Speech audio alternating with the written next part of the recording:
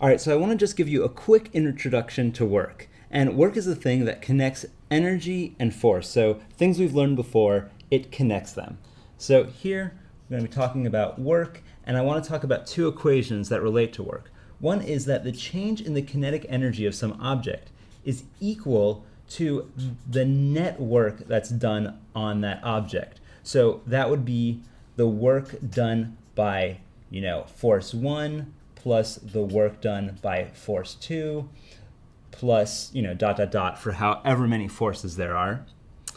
And the second equation is going to be that the work done by some force, say force 1, is equal to F dot the displacement vector. So this is how much it moved.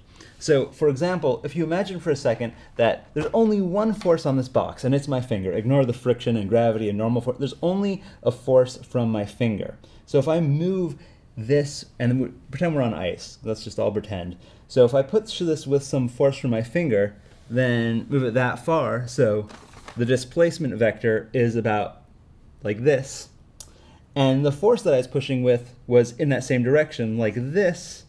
Then we have our displacement vector is in the same direction as the force. And so what that means is that by this equation here on the bottom, we have positive work. And so that means this work by that one force is going to be positive. And if we only had that one force and no other forces, ignore the rest of this here, we just have the change in kinetic energy is equal to that positive work, and that means the kinetic energy is going to increase. So another way that we could combine these is by writing all of this here. So imagine if we write all of this, for each of these works, we can write the force 1, so this is work from force 1, is equal to F dot delta R. And then for 2, it's going to be the same thing, except for we have force 2 times delta R plus dot, dot, dot.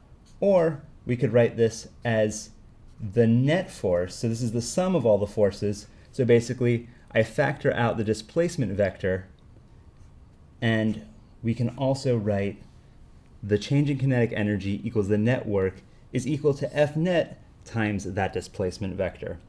So if you know what direction the displacement's in, and you know the direction of the net force, then you know how much the kinetic energy is changing. So for example, if you have the same displacement vector, right? So I said if the force is acting in this direction, or now the net force we're talking about is in this direction, then that will cause the object to increase in kinetic energy. Now, if we again have the box moving in this direction, but there's a different force that's now pushing against it, like, say, friction in this case, now if we're not ignoring it, then the work is going to be negative, and that will cause that will be a negative contribution to the kinetic energy. So the friction will tend to slow it down.